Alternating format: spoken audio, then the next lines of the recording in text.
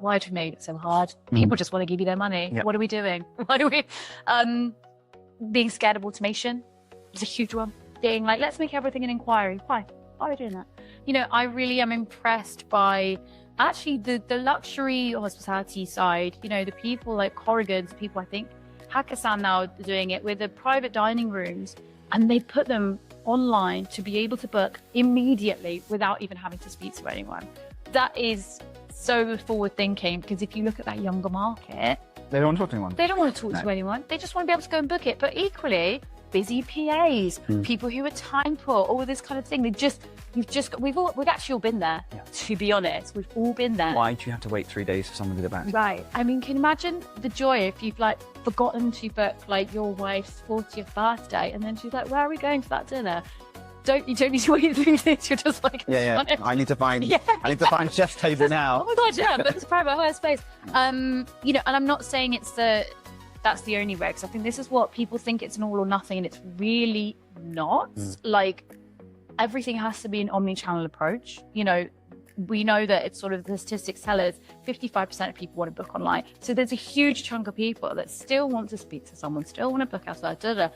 However, there's that chunk there which, you know, if you miss that and you just make it hard for people, like, why are we making it hard for people? The technology is there, but people just don't know how to use it. Welcome to Captive Conversations, brought to you by Captive Wi-Fi. I'm your host, Adam Forman. This podcast brings you the best stories from suppliers, marketers, and operators from our beloved hospitality sector. Now, let's get on with the show. Hello, everyone. Episode 83, and we have Rosie Lewis-Marsh. Hello.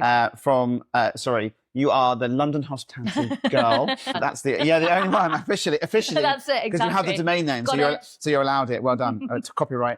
Thank you so much for coming. I'm really excited to listen to everything, and there's lots of learning here. It's going to be for everyone, because there's nuggets of genius you're going to give us in a bit, which I'm quite excited about. So we'll go to the standard questions. So the first two were from Massimo, who is from Restaurant Keys, and he said, what did you have to learn and unlearn in your role as a leader while the business was growing? Yeah. And it's like a thought leadership sort of question. Do you know what? I love this question because I had to really think about it, right? And it's one of those where you don't know what you don't know.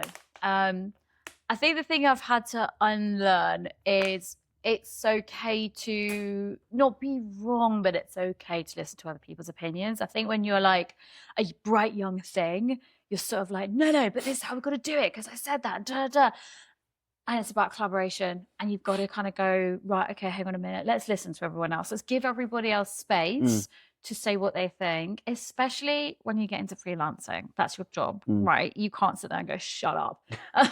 Well, you can. You might want to. Yeah, you can. But it's about, you've got to bring people along on that journey. And part of bringing people along on a journey is about unlearning that you just have to be right all the time. And you can listen to other people. And you don't have to go with what they say, but you've got to learn to listen to other people and kind of respect what they're saying as well equally. So yeah, I think that's what I've just unlearning. And I think that also comes from a place of ego, right? It's okay to listen to people say, I'm not sure I agree with that. And that's a really hard one again when you're younger, because you're like, how dare you? And you go home and just like cry into some ice cream and throw something. Or maybe that's just me.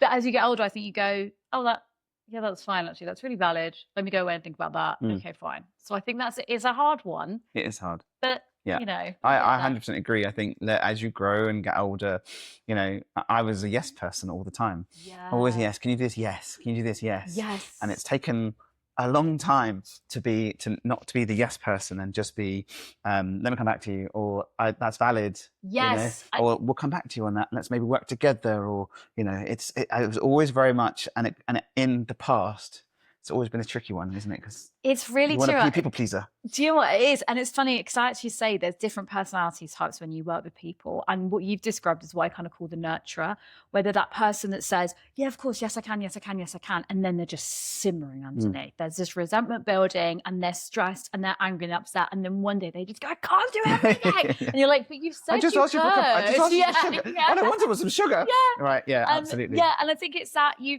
it's really important to unlearn that. And one of the things that I always train into people, one of my biggest pieces of advice is always ask for deadlines. Because what happens as well, people go, yeah. And that thing which might be needed in 2 weeks' time, they just say yes to and then really stress out about. So it's that unlearning of that piece when you can push back and go, okay, not right now, or when do you need it? Or I've got this. Yeah. What is the priority here? Yeah, setting customers' expectations is the biggest thing in everything, in any business. Just full stop. Just in life. I seriously, set expectations. It is, because if that communication isn't right, then everyone's expecting it immediately. Yeah, so it's big learning. It's really bad. I actually do it like with my mum. It's amazing. Because my mum, she's lovely, she's brilliant. She's very like, let's do everything now. If you go, I want to go on holiday. She's like, right, here's the brochure, go. Yeah. So even the other day, she was like, do you want to do this thing in August? And I've learned to go, can I let you know by the end of the week? Yeah. Because before you were like, yes, let's do it. Yeah. I'm like, fine. And then I don't remember. And then it's like, it's the 2nd of August. And I'm like, it's like, where are you? I'm at the airport. Yeah. Literally, it's like, oh God. I love that. Yeah, I think it's so bad, isn't it? It's treating your family like a business. It's boundaries. It's boundaries, and you'd never normally do it. No. Ever. So I think boundaries is a new. I'm learning it from my 15-year-old. Boundaries is a new thing. Yeah. Not new thing, but generally, as you think about it, you've got to set those boundaries now. Yeah, 100%. 100%. Amazing. Okay. One thing, second question, one thing in hospitality that you think is overcomplicated and what you would do to simplify it. So much. One thing. Yeah. Well, you can go with a few. I think there's more than one, so feel free to go with really a bad. few. I just went everything in my head. I think I love this industry so much. I think we are incredibly good, though, at really overcomplicating everything. So I think there's a couple of things for me. I think, first of all, understand who your stakeholders are and understand who needs to be communicated to first. I know we've just said about collaboration, but something I see a lot is where they go, we just want everyone to have a voice.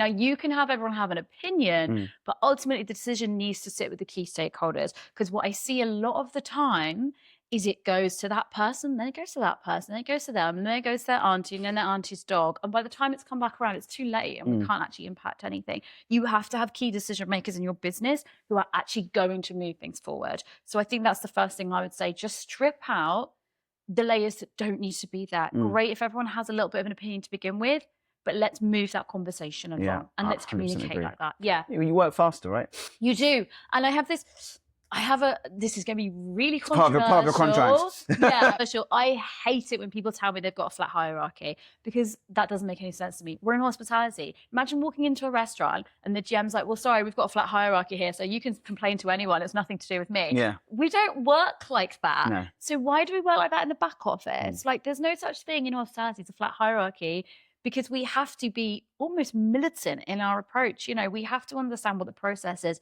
what the systems are, who goes to who. And especially now when we're working with such smaller teams, you've got to be able to really move that boat forwards by knowing who those people are who are going to do that and knowing how to communicate those things. So that's my first thing. Just simplify who makes the decision. That's my first thing. My second thing is the guest-facing thing of bookings. Why do we make it so hard? People just want to give you their money. What are we doing? Being scared of automation is a huge one. Being like, let's make everything an inquiry. Why are we doing that? You know, I really am impressed by actually the luxury hospitality side. You know, the people like Corrigan's, the people, I think Hakkasan now are doing it with the private dining rooms, and they put them online to be able to book immediately without even having to speak to anyone. That is so forward thinking, because if you look at that younger market, they don't want to talk to anyone. They don't want to talk to anyone. They just want to be able to go and book it. But equally, busy PAs, people who are time poor, all this kind of thing. We've actually all been there. Yeah. To be honest, we've all been there. Why do you have to wait 3 days for someone to get back to you? Right. I mean, can you imagine the joy if you've like forgotten to book like your wife's 40th birthday, and then she's like, "Where are we going for that dinner?" You don't need to wait 3 days. You're just like, I need to find chef's table now. Oh my God, yeah, but it's private hire space. Yeah. You know, and I'm not saying that's the only way, because I think this is what people think, it's an all or nothing, and it's really not. Like, everything has to be an omni-channel approach. You know, we know that it's sort of, the statistics tell us 55% of people want to book online. So there's a huge chunk of people that still want to speak to someone, still want to book elsewhere. However, there's that chunk there which you know, if you miss that and you just make it hard for people, like, why are we making it hard for people? The technology is there, but people just don't know how to use it. I think that's a challenge as well, though. And Yeah. also the turnaround in staff. You know, Yes. you'll go in maybe and do training with people and all's well and good. And 3 weeks later, Yeah. it's half the size or it's changed. There's different people. You end up, I think that's a big challenge and with hospitality generally. I think so. And I think, you know, I'm going to call out a little bit, you know, the booking systems themselves, because I think, unfortunately, there's not the best account management with a lot of them. Some of them are great, but a lot of them are really lacking in that kind of regular day-to-day, oh, we're doing this webinar, or hey, did you know you could do this? Or let's just check in. How are you? Hey, part of the onboarding of any new team member, they get to have a bit of time with us. You're kind of just given this system. And off you go. And off you go. And great for me. I've made a career out of it. You should be quiet. Yeah, they're going to go, oh, that's a great idea. Tomorrow I'll be like, oh, no, what? I do modern booking systems. But it is a real shame that there's that lack, I think. Yeah. You know, you get more account management with an Apple Watch. Do you know what I mean? You're right. Take the Apple concept and bring it into hospitality. Yeah, just how customer service. Yeah, exactly. I think, listen, it depends on the size of the brand, right? You'll always have that person that's there to help you and to guide you through. But you're right. I think onboarding for anything in hospitality should have that time. Yeah. And I just think, like you're saying, that the high turnover and everything else, and we always have you know, your food hygiene, and we've got your MAPAL, and we've got your this and that. But no one from the booking side, or forgive me, very few people are saying, hey, this is a service we just offer, by the way. You don't have to train up everybody. We can do that for you. Yeah. It's simple. Like an academy. And simple, but so effective. And just because someone's great at sales, it doesn't mean they're great at technology. In fact, a lot of the time they're really good at the relationship bit, and then they just go, I don't know. Yeah, this just books. I hate this. This just does booking for me, right? Yeah. So it's just enabling them to do better. Yeah, I love that. I think there's some really cool training platforms out there that are out there, like Blend and Sideways. I wish you could feed reservations and maybe even your training into that. So when someone's onboarded, they don't necessarily go to speak to anyone. They can just watch that TikTok star video. And then be like, right, the best way to convert this is this, and this is the best way to do that. So I've just built you a training There you go. Do you know, it's so funny. You have to go speak to Blend. You have to speak to Adam's going to be like, I was in that. The reason why I push it through. But seriously, I think you know, there's lots of, you know, on staff onboarding training and all that sort of jazz, but there isn't anything for sales. It's really interesting. It's a conversation, you know, even when I was in house with different brands that we kind of kept having, and it stopped and started. But it's so true. That's sort of part of, gamifying it, unlocking different levels, and people going, oh, this is great, because it is this area that you see where even operators, actually, we're not just talking about sales teams, we're talking about general managers in pubs and stuff. Oh my God, the amount of them that go, no, I hate it. I don't understand it. Give me a pen, give me a bit of paper. Why are you making me do this? And then once you demystify it for them, they're the first ones to be like, oh my God, this is amazing. I didn't know I could do that. It's making my life easier. Could do that. Yeah, I remember working with one pub operator, and she started training and she was like, absolutely not. I hate this. I'm not doing this. Can't stand it. By the end of that training, she was also confirming for 40 people. And she was like, this changed my life. But it's because there's just not that support. No. And it's crazy when you think about it. Definitely another side of the business. There you go. To be fair, you need to have us. Yeah, absolutely. Little website on the side. You know, they'll sell them it, and then you onboard them. Fantastic. So, I think you're right. It's interesting. You know, when you get a new till system, you get to team on site to help you, guide you through, and so on. You'll get the meeting showing you the platform from the salespeople. And then onboarding. We don't really see it that much, to be fair, on our side. But I've spoken to customers, and they this is what we do at the moment. This is how we have it. And when you look at especially when you look at something, you open their eyes to what else it can do. Yeah. Do you know what I mean? The platforms out there are so clever. Yes, they're so even amazing. the upselling on 7-rooms where you can add in packages before you build. Like, no one does that. Yeah. And there's a few that do. And to be fair, one of the ones I will shout out for doing it well is 7-rooms, because their account management is very good. Yeah. You've always got someone you can speak to, you know, you can, but it'd just be nice to see it consistently with everyone. Yeah. You know, and I don't think it's that hard. Yeah, I think it'd be nice to have like a university for all of them. Yes. Where you can just have that video training. They can spend 20 minutes doing what they need to do, and then they can dip into everything else. Exactly. That would be great. Okay. There you go. Amazing.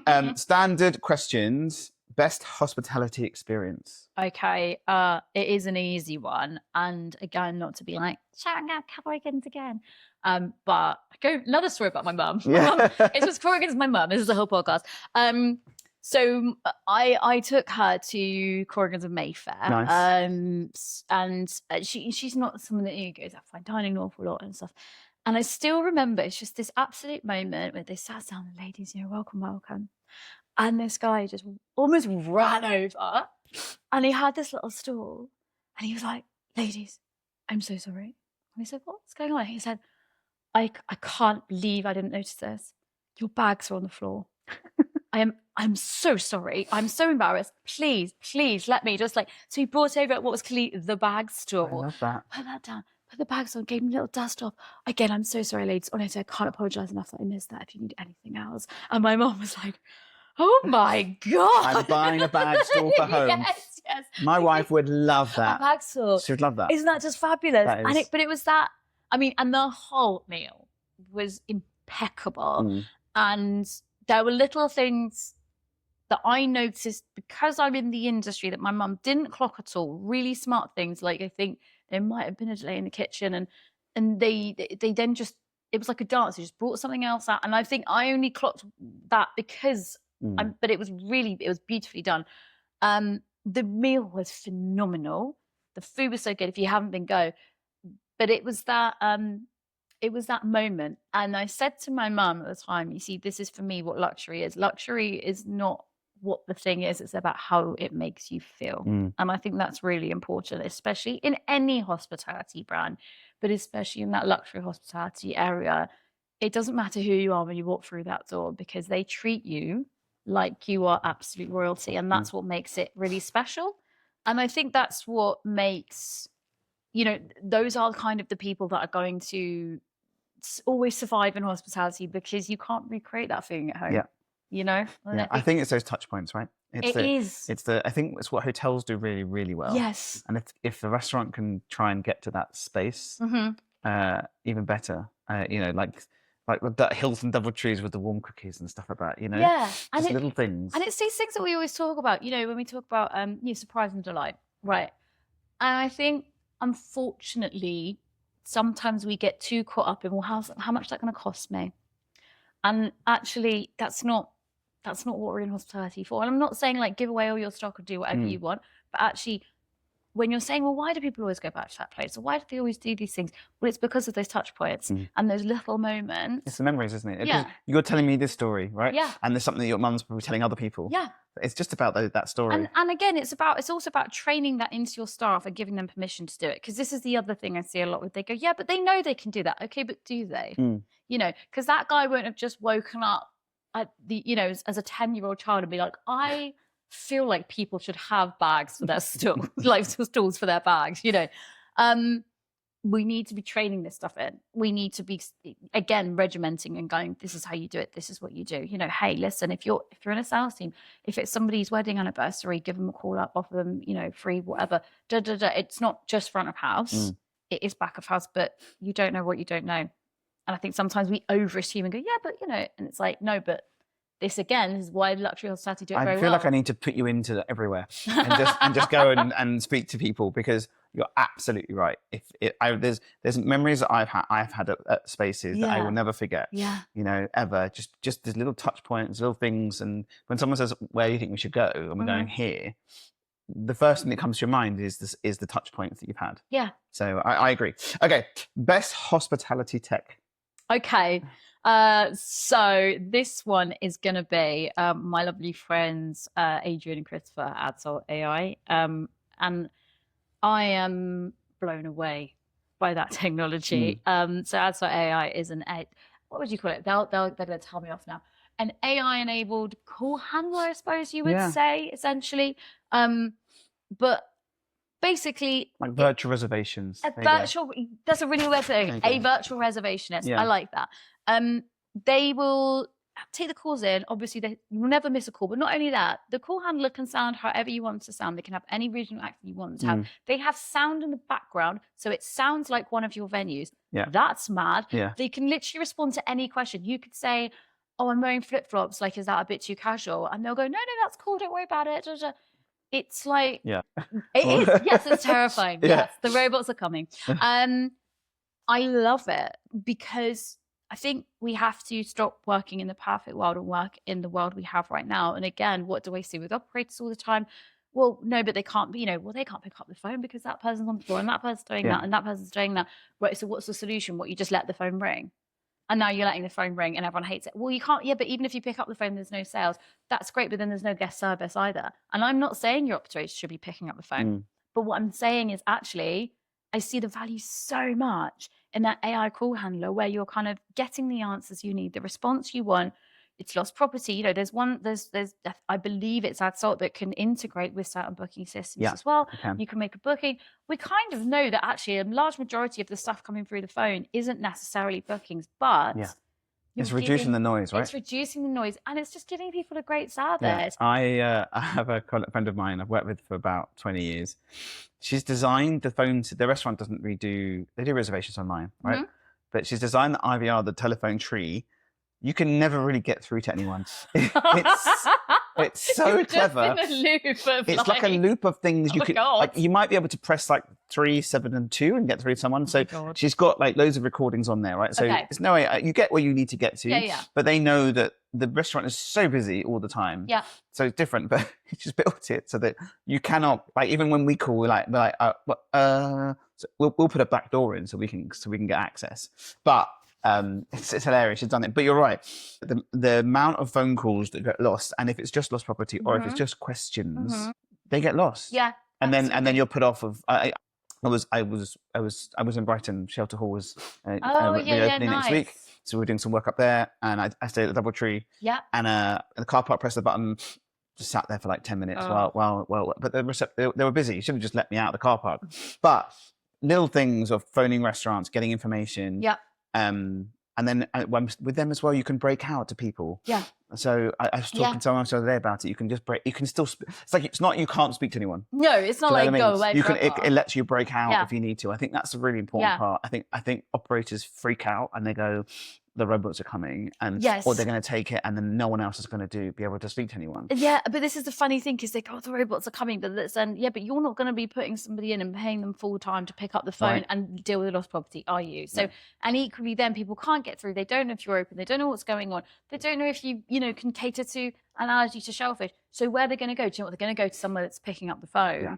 And it's really interesting what we're seeing in sales teams is you get this kind of phone fatigue. So a lot of sales teams go, I'm not picking up the phone. Why are you picking up the phone? Well, it's never a sale. Yeah. And they're not wrong. However, that's a really bad attitude because then they're never picking up the phone. The phone's just sitting there ringing, or they're turning their phones off, which I'm seeing a lot. You're then breeding a generation of people going, phones are useless and they're rubbish and it's all junk, right? Which is what we're seeing. Whereas actually, if you have something that's handling it and filtering stuff down, the team learns. Well, they're answering the calls for the important stuff, right? Everything I pick up is a revenue driver. Yeah, I think adding a platform like that is definitely going to make a difference because it gets rid of the noise. I think I was talking to someone the other day. I think 60% of the phone calls are still, what time are you open till? Do you blah blah blah? Can I wear trainers? Just, exactly. All the generic stuff. Even if it can't do reservations, that when you've got genuine inquiries, I think if you can have that. I remember speaking to someone in Canada. It's this huge, like 700-seater. They got loads of old people, and she goes, "We have open table." She said, but maybe 15% of people book. Yeah. Everyone phones, so we have to have 3 people manning the phones, and if we're really busy, it's just it's insane. So I think if you can have something similar, I think the challenges I have with that is I haven't tried the Adsalt yet. Yeah. As in phone it, and obviously being in tech, I want to interrupt it. So for me, I want to see a system where when you start to interrupt, because I had someone here a little while ago that's built like an AI bot with at chat, and it still does the buffer. So you're like, actually, and it stops. Yeah. And then it waits. Yeah. And I think the technology is getting better for that. It is. So I think once that hits, and it can understand to wait, and not just stop talking. Yeah. Because if you're talking to someone on the phone and they're talking to you, you never That doesn't happen, Yeah. does it? Yeah. Right. I'm not a robot. But I think when that happens, Yes. I think that will make a big difference. I So agree. for people doing it. I And then now agree. you've got the AI bots that I don't know if you've seen on social now, Maltbot, or Claudebot, where people are putting it on their Mac. Yes. And they're running, they've now got their own social network. And then there's now King Maltbook. There's a King. They're all these AI agents. And one of them went on to Twilio, created a number, got himself a number, and called the guy. Wow. So this is like Skynet coming. It is crazy. I mean, yeah, I think that's just this week. Yeah, it's crazy. And I do kind of love the socials I've seen with people like, I mean, it's taking the mitt, but it's like people getting fired by their like AI manager. Yeah. This computer's replacing you. This computer's replacing you. Yeah, exactly. So, okay. So we're going to go back in time. Lovely. To the very beginning. Oh. Where did it? Jurassic Age. I usually ask a question actually. Did you work in bars or clubs or pubs or in the early doors? Yes, I kind of, from the age I could. I think I was like a waitress in a Cuban themed bar. So I sort of spent my teenage years in Exeter actually. And I worked at a place called Havana's, I think it was called. And I just loved it. They used to have one in London, I think. And Cuban theme. Yeah, and I just loved it. Absolutely loved it. And then went to drama school in London because you have to if you're in hospitality. Everyone knows that. I was in. Sorry to interrupt you. I was in Brother Marcus in Covent Garden. And everyone there is acting school. This is insane. Yeah, because they're like, good morning. Yeah, I remember at Swingers, everyone was amazing. Like you went into the West End site and the host would be like, hello. And I was like, okay, all right, hi. Yeah, this is your place. I think it's like a running joke where I sort of say, if I'm recruiting people in sales, I don't want to know what uni you went to. I want to know what's the discipline What's your training? Yes. Did you learn? So I went to Drama Centre and worked all the way through at a cocktail bar there in Hatton Garden, fantastic cocktail bar there, with a wonderful man called Vincenzo, who now I think is at Imbibe. So shout out Vincenzo if you're watching. What time is it? Shot o'clock. Wonderful man. And then did that thing of falling into the hospitality sales side of things. So I weirdly worked at the Old Vic, and then I worked at a wonderful company called Dinner Dates, which is like a dating agency. My now very good friend Hilly, and then after that, just went for this job interview for this company that I'd never heard of called Novus Leisure. Novus Leisure. Novus Leisure, and just kind of. You don't happen to be into most of their clubs, right? Yeah. I was like, okay, I guess this. Yeah. And then ended up there for I think about 6 years. So worked my way up, or maybe a bit less. So was that after? So I'm going to show my age now. Was that so Novus? So Late Night London was the original group, and then it got sold, right? So Late Night, we have Late Night London and Novus Leisure together. So Late Night London was the kind of head office. Yes. So we always used to be like, they've got it easy. They just sit in front of a computer. Yeah. And I was a senior sales exec, and then went up to being a sales manager. So for Verve, which is now the Longacre in Covent Garden, St Martin's Lane, right above there, and one of those classic, the office as well. Like there's the safe, and then like someone's having their break, and you're just there with your computer. Like that's gone through about 57 rebrands. What was it called? It was called something. Oh, cocktail. Scarlett's? No, it was definitely Scarlett's for a while. No, there is Long and Iced Tea. It was Long and Iced Tea bar, no? I'm older than you, don't worry. I remember it. Yeah. That was insane. It was an insane space. Also, great location. Great location. I mean, a bit of a nightmare for pre-book because it's all tourists. Yeah. And then I was at Loop Bar, and then I know Loop was a monster. Yeah, it's big. Frankly, I was three floors or two Three floors. We had the light up disco floor, and this was in the days when we had the roller girls as well. Yeah. Very, very pre-Me Too. Yeah. Yes. The days. So it was great, and you know what? Met some amazing people at that company. Yeah. It was very much not all champagne and roses, but I think it taught me. Do you think was it a hard graft? It was. Yeah. Because they weren't high-end venues. It was Wolf of They Wall were like, Street shit. they were It like. was literally like we Because you had the Tigers, you had you had the on and ons. Oh yeah, I mean, you know? God, it was like trauma bonding. I mean, you know, we had these conversion days, and they would all get you in Ruby Blue or whatever, and they'd lock the doors. They would lock the doors. We joke about it now. They're like, oh yeah, well, they just closed the doors, and they gave us lunch, and you could smoke on the balcony, but you couldn't leave. And you get 2 years later, and you're like, oh no, that's weird. And you just call and call and call and call and call. I am pretty responsible. We were the reason GDPR happened. Literally. So all the clipboards, everyone's details were given to you, the piece of paper. So bad. But what I will say, it taught you how to really go for it with sales, and just learn that there is no such thing as giving up. You don't just sit there and go, no, you do everything. You turn every stone. You learn to be brilliant on the phone because it's shock therapy. Like, you just don't have any other option. It also teaches you what not to do, right? You know, that the kind of mentality of just sale against all, you know, at all costs, not really any kind of guest experience, not really any kind of guest service. But those venues, a friend of mine used to run events with at Ruby Blue, which was very cute back in the day. Which was it was but a very they it were was a very tough cool sell venue. venues for sure. I remember him telling me he did something like unlimited beer, wine, and soft drinks, like 15, 20 quid a head or something stupid. And then hire out the whole place. And it was, he goes, it was the best deal ever. Like, all the venues had insane deals. Yeah, it was mad. And no, we used to do, oh God, we used to do all this mad stuff. But we used to be like, do you want to just come in tonight? I'm like, who is just But then it was a different time and people would. I mean, now you'd be like, do you want to come in next year? But, you know, and do you know what I will say, though? Some of the best people in the industry right now, Novus Leisure, ex-Novus Leisure. So it's funny because a lot of these really good operators, like M&B, and a lot of the other operators, ex-Novus. Yeah, absolutely. So I was there, and then that classic thing of going, I'm going to go find myself, like in my 20s, went traveling, came back, decided I wanted to do acting again.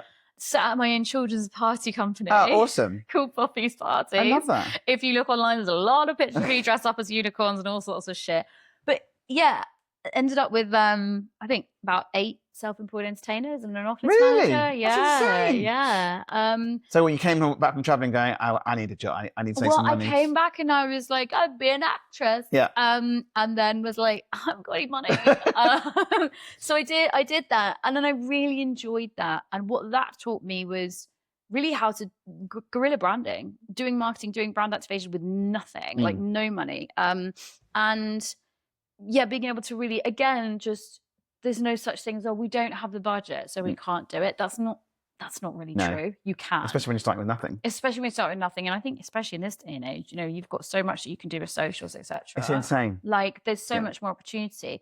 But again, you know, that relationship building and that running of people and things as well, it's really hard. I wouldn't do it again. Running your own thing with staff, oh my God. It's hard. It's so difficult. It's hard. It's hard. So difficult. Yeah. And it's worse when you get after 3. So 3 is fine, but then you get to 5, and then it's just health and safety and la la la. Oh my God, honestly, all of it. Yeah, I was just like, what do you mean PAYE? Like, and then was like, no, but I do actually need some actual money now. Because you're not making money out of children's parties. No. It's cute, but there's no money. So went back into hospitality again as a consultant for a bit, then kind of ended up going in-house, then went to Bums on Seats. Then went to Swingers the Crazy Golf Club. Maybe I think I remember when you were at Swingers. Yes, I think moment. But also I think you turned that place around. Oh, because I didn't really know about it, I think, until you were there. Well, that's we worked with Market Halls, which is on the other side. So I didn't really know it was there. Amazing. Oh, wow. That is good props to you. Indeed. Thank you so much. No, it was... And I remember being there, and you were like, I think I must have been for an event. And you were telling everyone, probably, I don't even remember what it was. You were telling everyone about it.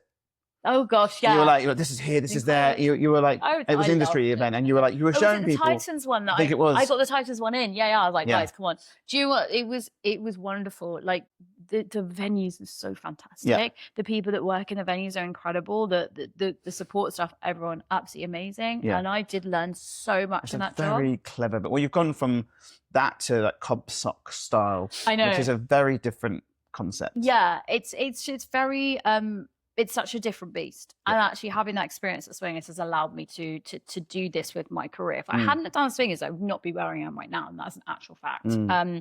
Because it is so complex. That whole comp stock thing with the, and you're doing events and you're doing tickets and you're doing this and that, and it's wearing so many different hats in one space.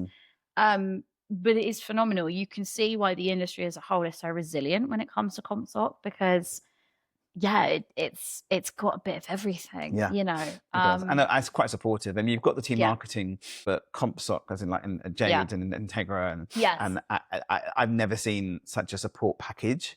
Behind CompSoc and pubs and I've never seen anything like it. It is insane. I think it's really interesting. And I enjoyed your talk at CompSoc. Well done. Thank you very much. Thank you. I know, give me a microphone. It's really interesting. I think the CompSoc, and I'm going to say immersive experiences, because they're sliding on in there.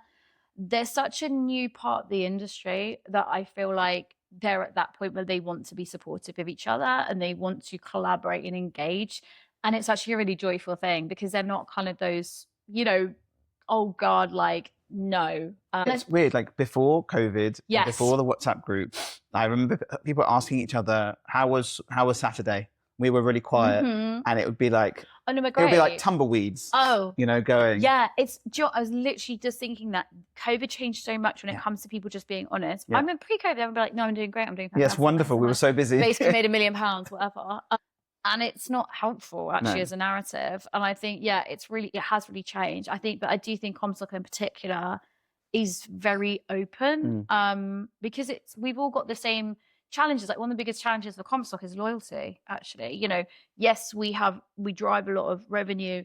There's a lot coming in, but who's going to go do darts every week? Yeah. Do you know what I mean? 100%. We know that we've got, it's like, what's that frequency looking like? 2 to 5 years is pretty much the standard, and especially in London, there's like, on the last count, it was like, and it will be up from this, 62 competitor socializing venues, and it would have gone up because that was a couple of years ago. But then they look at all the pubs and everything, realizing I've got empty spaces, sing pods as well. And then so you trying to get PwC back for their Christmas party next year when there's 61 other places they could go to for something completely different.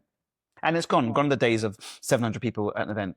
It's all the individual teams. Which massively. Is really good for London generally. Back in the day, it would be one giant hall with everything, and they threw all the money out. But now it's each department has their own budget. Unless you're a super big bank. But we're seeing a lot less of those really big buyouts. They are much more few and far between now. And I do think it's a bit of an optics thing as well. I think the corporate market doesn't want to be seen to be spending that. They are if you add it all up. If you add it all up, they are. But it's that, but they don't want that kind of press of, oh look, and then they just laid it like half those people off. That's fun. It's just not. It's not been resilient in the way the American market has been, where they are still throwing money like that around. So got maybe done it from Swingers, and got a really good bit of advice actually from you and my friend lovely Rupert at our Saturday Titans. He said, just don't jump into anything. You've got to understand what you really want, and what what you need, what your likes and dislikes are. He's quite seasoned. He's like the oracle. Like if Rupert Consumer ever gives you advice, take it. That's my biggest thing. Because it was the best piece of advice I think I've ever had, because I really did that exercise and just kept going into these, these full-time interviews, and just nothing was ticking every box. And I was just like, And then I was just very lucky to have sort of clients from Bums and Seats go, oh, are you doing a bit of freelance? Yeah, okay. And it just snowballed. And then, and I'm not saying, oh, it just snowballed and then I didn't do anything. I did have the shock. I'm not going to sugarcoat it, earlier this year, where I was very comfortable and everything was great. And then all of a sudden, no one's fault, but one client needed to reduce days, another client wanted to stop the project. And I had just been going, la, la, la, la. And then I kind of went, oh, wait, no, hang on. This isn't normal. No. So it's not like, then it's been a dream ever since. It's been a hustle and it's been hard work. But you're a hustler, so it's all right. I'm the seller. You are doing sales and you are selling yourself, and that can be tiring. But I love that I'm in control of the projects I do, and I also love that I can just utilize a lot of different parts of my brain. And then so that was the piece of setting up the website, setting up the brand, and then basically using your little black book of people. I think I think, again, weirdly, doing poppies, I knew how to do a website. Yeah. You know, I kind of knew how to do a brand and knew how to present it and do it. And there's still work to be done on that side. But then, yeah, I think But also you're present. So like LinkedIn, Yes. you're You not have to you're not be. quiet. You're present in LinkedIn. You'll say what you mean, and you'll put those posts in, and people will comment, Yes. which is really important. I think you have to be. It really surprises me when people are still a bit like, oh yeah, saw you on LinkedIn. I'm like, yeah, because that's where I get my business. Yes. And LinkedIn is the you should be Facebook. getting your LinkedIn is the business. Facebook of business, right? Yeah, it is. And it's like, if you're not there, then I don't know where you are, because that's where your audience is. Like, especially if you're doing sales and appealing to a corporate market, Yeah. they're there. So, you know, it's really interesting. I've done training recently, and there's some really fascinating statistics. It's like 70-something% of people are more likely to buy from salespeople where they actively engage with a platform, because you're more trustworthy. Yeah. You're a human. And again, it goes back to the AI thing. If you're posting on LinkedIn, you're doing content, it's funny and it's relatable, you're not AI, you're a person. So people will go, oh yeah, okay. Like, I know amazing salespeople at the moment who their biggest sales channels are Instagram and LinkedIn, because they utilize them so well. If you're not utilizing LinkedIn, like I'll be savage, I don't really know what you're doing. If you're in sales, like, where are you? You know? But yeah, you have to be. I'm trying to up my Instagram game. Well, next, well, after this, you'll have. I'll let this one go off. There we go. My little battery up. Let's put it back on. He says, there we go. Hey, oh, Yeah, we go. yeah. It's all good. I told you it overheats. Yeah, the next thing. Well, you'll have content from here, but the next thing to do is to get over the hump. Yes. And we had some here earlier today, and they were like, I'm trying to do more LinkedIn, and I was like, do the video. Yeah, Do the video. I know. It's hard. It's hard, and I had to get over the hump. Yes. Of just seeing myself and the making. Listen, I've got a 15-year-old and an 18-year-old, right? My 15-year-old goes to drama school, Oh wow. and she's a dancer as well. Yeah. But she, her friends were like, said to her, I saw a dad on TikTok. He's Adam the Wi-Fi guy. I've liked your dad on TikTok, and it's hilarious because it's like, I'm like, why? I don't want them to like me, but you know, because the social channels just go out. It doesn't. Really, not that I use TikTok a huge amount, but it posts. Yeah. So and it's getting over the hump. It is. It's so true, because And you make a lot of sense. Yeah. Well, thank you. And I'm trying to. I take a lot of inspiration. There's a few people at the moment I'm really, you know, Charlotte Mayer from the Fitting Room, fantastic, a phenomenal woman on TikTok at the moment. Libby Brody, who's a wine expert, you know, she's incredible on Instagram. And yeah, and even, like, you know, my husband he's a fencing contractor, but he puts everything, he puts himself in front of the camera. I'm trying to, as much as it's like, but Rosie, you love a camera, and I do. Yeah. But it's different. It's different, yeah. It is so different. I'm getting there, guys. My local Italian. I live in Elstree Bournemouth, where they film Wicked, so I can say not EastEnders anymore, but where they film Wicked. Hello. So it's good to use that now. It's local Italian restaurant. He's really cool, and I said to him about 6 months ago or something, like, come on, you've got to have a laugh with yourself. Yeah. Just be silly. And I was like, I sent him some links of like, look at these ones. And he's hilarious. And he did, you know, the whole thing with the pizza, where they do the thing with the pizza, and they shake it, right? He did that, and then he basically opened up the thingy, and it was him doing this. 9.9 million views on TikTok. Oh my God. Insane. It's gone. He's like, I don't know what to do with myself. He's not getting a huge amount of business from it, but it's out there. So now he's doing stuff like, he's making fun of himself, and I love it. Yeah. And that's what needs to be done for restaurants and TikTok and so on. You know, he'll film some of the food and stuff like that, but it's good. I think for me, on your side, is there's so many little things that you could in a 1 minute 30-second clip that makes so much sense, and we'll have some from here. So there you go. You can start. You can start by using this one. I'll start. I think we'll make it. We'll make a difference, and all you need is the iPhone. Yeah, that's it. And then you level up to the Osmo. Oh my gosh. One step at a time. I've actually got an interesting question here, to be fair, which I don't normally go to the questions, so we normally just trill off, but it is an interesting one. So this is a good one, actually. Guest behavior is changing fast. When you look at covers, booking platforms, and engagement, what signals do you think operators need to pay more attention to right now? So, do you know what? It's really, really good question. And I know we always go, booking windows.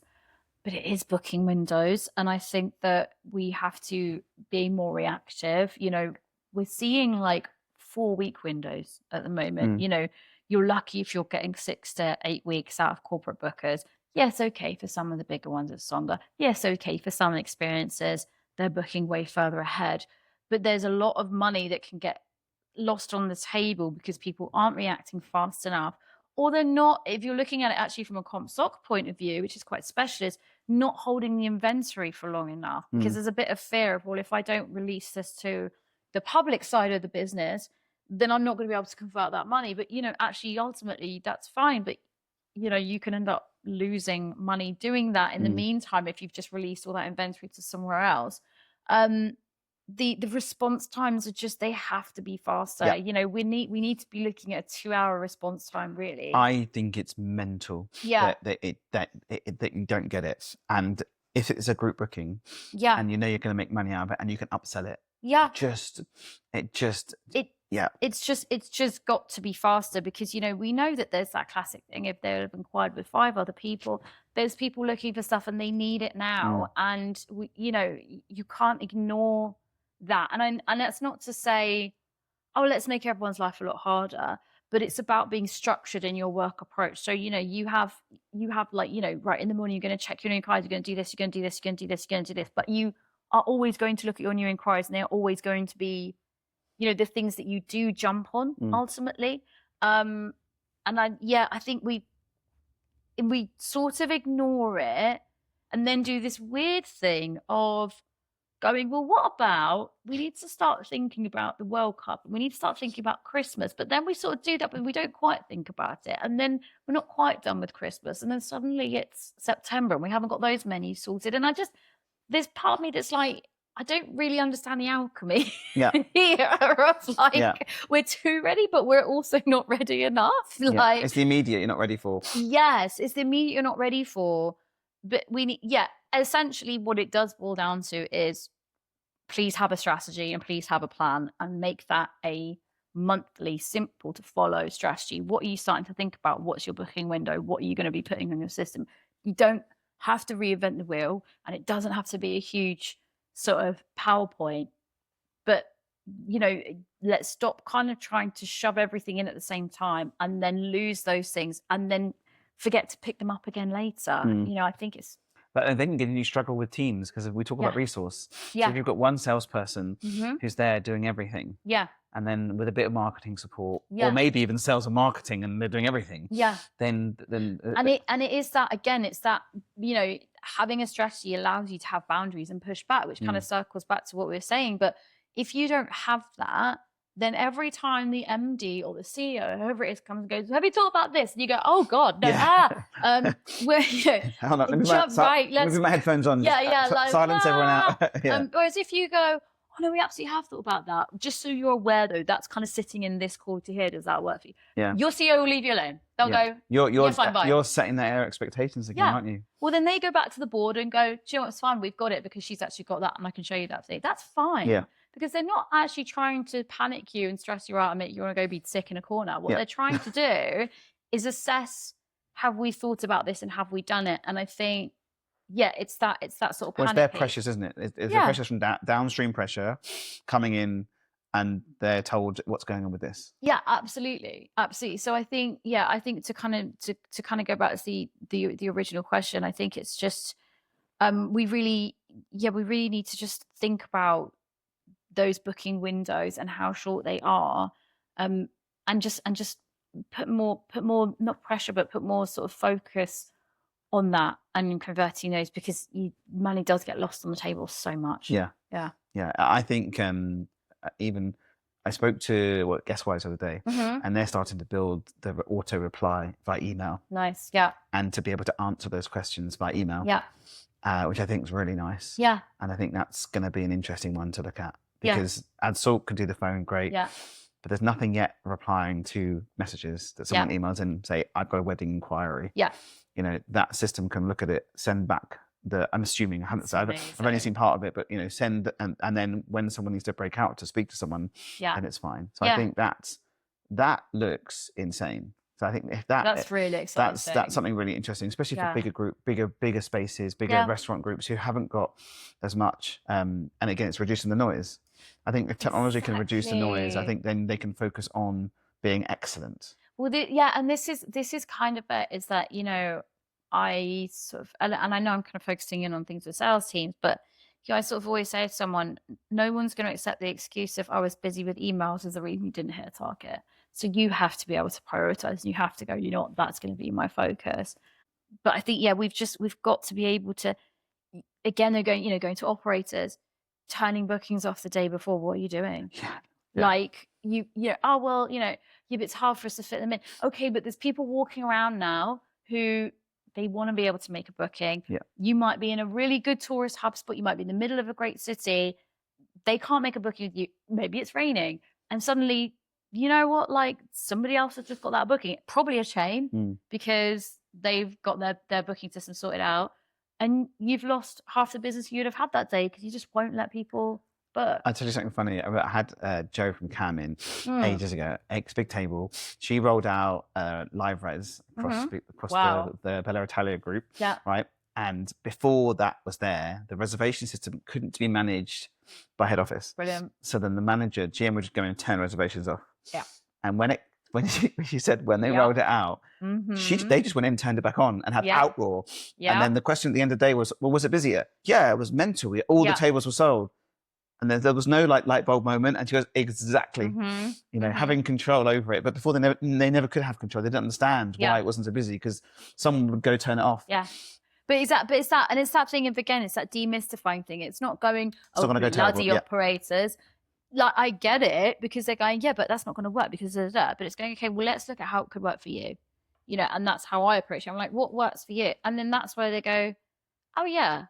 Okay, all right, maybe that's all right. And then my other rule is if you make a change, you give it at least 8 weeks. Yeah. Because I promise you'll hate me in those 8 weeks. Yeah, but then at the end, they're like, you're on the chair at the end of 8 weeks, right? Yeah, exactly. But then you go, oh, actually, So I think, I think it's just being, it goes back being reactive. You've got to be reactive. The money, you can lose money in weeks, days or hours at this point. Yeah. And that's what's going to make or break you, frankly. So it's interesting because you're coming in on the outside looking in. And some of the business we speak to as well, it's the age old of it's always been that way. Oh, yeah. It's always been that way. I mean, it'd be interesting to hear, because we can put this into a snippet for you, like the 3 things that you would do if you went in to speak to like any operator. Yeah. What are the three first things that you look at? Oh, it's a really good question. Didn't send you those. The 3 things I look at, I would always look at your conversion rate. How does that look? Because a lot of the time I have conversations with people going, we just need more inquiries. And then I pull apart the data and I'm like, no, you don't, because you've left millions on the table last year. So what does the conversion rate look like? And if it's really low, then how much automation are you actually using? That's my sort of second thing. Are you utilizing your systems properly?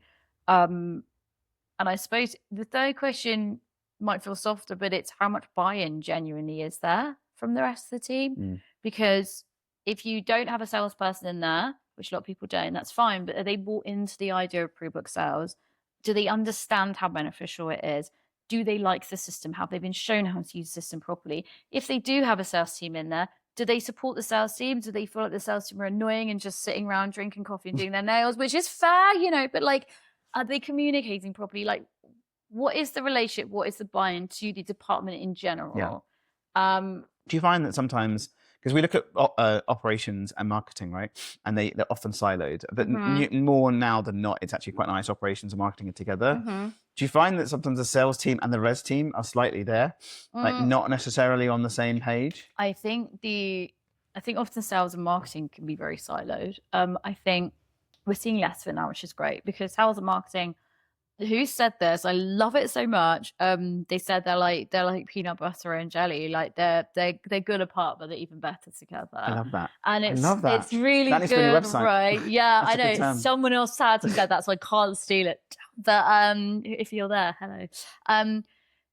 But the best results I've ever seen are when sales and marketing are like this, and they go, "Oh, hey, so just as an FYI, 8 weeks from now, we've got a bit of a blind spot in terms of reservations. That's looking dark. Okay, well, let's have a chat about this. Well, what can you do for the booking system? Well, I think I could do this offer." And it just goes, and it's beautiful, rather than marketing sitting over there going, well, I don't know what the sales team are doing. I don't understand anything. And then the sales team going, we just need PDFs. Yeah. You know, and there's I just need to tell people what's going on. Yes. Or in 3 weeks' time, we're going to be dead. What do we do now? Yes. And obviously, look, it's our society. We all think we can do everyone else's job, right? We're all convinced we can do sometimes it you're thrown better. into it, aren't you? I guess that's the challenge, isn't it? Yeah, you're like, well, if I was running this place. But I think that it's that understanding of, again, it's just conversations and communication. But I think one of the things I need to understand from everybody is, well, what is the buy-in here? What is this communication? How does that work? Because that's often one of the first things I need to work on is, you know, look, this is why this could be great for you. And let's give this a go. You've got to do the hearts and minds, because otherwise you could do all this work. If you haven't done the hearts and minds piece, they're going to rip it out the next day. Yeah. You know? Yeah, buy-in, Yeah. 100%. It's so interesting when we're speaking to customers and we're onboarding customers and stuff like that. When everyone's bought in, everything just flies. Like it literally, activation, marketing, ops, it all just absolutely flies, and they get more out of it. Yeah, and they understand it, and so on. So it's super interesting when you look at all of it. But even, you know, if we ops, marketing, and sales together, it's like the dream machine. That's the dream machine. Do you know what I mean? Yeah, absolutely. So, that's the trifecta. Yeah, because then you've got ops on the ground reporting.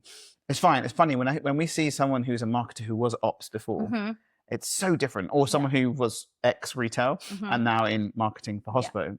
So different. Yes. Because they've been in the trenches to sort of they understand the challenges. I think absolutely. Yeah, and I think you know, you can't. It's got to be deliverable. Like from a marketing perspective, you know, look, I'm not, you know, I'm more in the sales side, but there is no point having an incredible marketing campaign with this beautiful branding and if actually like the chefs cannot make that bloody dish. Or you can't convert it. Yeah. How does sales convert that amazing, beautiful marketing job into conversion? Yeah, and I have experienced sometimes that there's just a bit of there's too much sort of caginess on the brand. It's got to be the brand. Yeah. And I agree with that, but at the same time, you know, if it has to move slightly because this means that this will be a better experience for the guest doesn't actually care that much about, you know, and I know every marketer is going to go, but, you know, if a little something needs to shift, we've got to be flexible with that. Yes, the brand is very important. Yes, we need to protect the brand. Salespeople do need to be better at understanding that piece. But ultimately, it's all about the guest. And it's what they want. Yeah. So I said to, I have had a few people on, a few salesy people on, and I did a LinkedIn live a little while ago with like marketing and ops. And I said, I haven't had time to do it, but I should do it. I want to do like a LinkedIn, like a live on LinkedIn, YouTube, LinkedIn live with a mix of sales and marketing together. Yes. And then ask those questions. Literally a boxing ring. But I think it'll be, because we had ops and marketing last time. Yeah. So we had a mix of ops. And so we had like, you know, Gemma from Honest and Tommy from Honest, as well as William Connors. It was a really nice mix of where that feature goes. But I think the sales piece is really interesting. And I think it's missed. In a lot of places, and I think this is definitely going to help, because we're in January, and people listening to you, it's going to resonate with what needs to be done. So yeah, I think I will talk to you about that later. But coming to the end, so I'm going to give you a round of applause. Love. There we go. Thank you. This has been. I could talk to you for hours, but I'm not going to. But it's really interesting to listen to, because there's so many little things you can do. You know, and also when you're looking, when it's fresh eyes coming in, it's always so important, because as I said, we speak to people all the time. It's been that way. Why is it this way? We've always been that way. And then one little change, massive. So, all right. So let's look at the final questions. Yeah. Best restaurants. Best restaurant. Okay. Obviously, best restaurant depends on the day of the week, what the weather is, etc. But Bocca di Lupo, you can never go wrong. You just can't. It's stunning. I love it. They're like, this is the menu. You go screw yourself. Yeah, like, really? Yeah, that's the menu. I love that. And I think they change the menu daily, only little things, depending on what they have. But that's that. Yeah. So you have that, or you go somewhere else. Don't worry about it. I think they've got the ice cream place opposite Jellypoo. Yes. Have you tried that one? I haven't. But I went for my birthday and they were just phenomenal. And they do a wonderful Lambrusco, you know, the red sparkling, and it's oh god. And the people are lovely, and just go. It's a good brand. Yeah. Best burger. Okay, this is so niche, and it doesn't involve London. I live in Sussex. There's a place near me called Trenchmore Farm, and It probably sounds really weird because the cows are there. They're Wagyu cows. Yeah. So they are like there Yeah. as you're eating your burger. So you can go like cuddle them and be like, Yeah. sorry. That is the best Yeah. Wagyu beef burger. Smash or normal? Normal. Juicy. They're the people that make the silly moo cider. Okay. So summertime, you're out there with your Nice. freshly, couldn't be more farm to fork. Yeah. I think I had like Stilton on it. Like I'm Ooh. actually feeling hungry. You're making me hungry. Yeah. And then your cold pint of silly moo cider. Love If that. you ever get the chance to go, and they're lovely people, and you can buy their steak and stuff afterwards Oh, as really? well. Yeah, they've got a fridge. I'm done. Do it. Just hanging like on that. So like they've literally got a little fridge Yeah. full of all their stuff, and you can just Wow. take it away as well after. But lovely farm. Go support them. They're wonderful. That's amazing. Best hotel. Oh, I mean, I've never stayed, but the Savoy is like my favorite place in the world. So if anyone wants to sponsor me to stay, Get you a job in it's some just- consultancy there. Yeah. oh my god, yeah, I'll need Ramses, I need just to get be in the Just get room Ramses to to- really get a feel Just of. get Ramses to put you in. Yeah, and great. then If you, you're listening, yeah. hi. Yeah, I just think they're wonderful, aren't they? Yeah. They're great. Nothing else to say, really. No, Just, it that's is that. insane. Okay, 2 questions for the next guest. Yeah, I really liked this. So my first one is, there's a lot of brilliant younger people coming up in this industry. I would love to know, if you're trying to coach someone to be an amazing leader and they're new to being a leader, what would be your advice to them? I'd really love I to like know that. that. That's good. And my second question is, how do you ensure that you can pivot in a business without changing too much? Mhm. Because I think that's a big challenge. Yeah. I always say pivoting isn't pivoting if you've done a full circle. But I'm just interested to know how the people kind of balance Yep. those things as well. Very, very, very deep. Very deep. I don't remember who's next, but I can't wait to share it to them. Yeah, But listen, thank you so much. I'm going to give you Thank another you. round of applause, and we can give everyone a wave goodbye. Thank you. Amazing.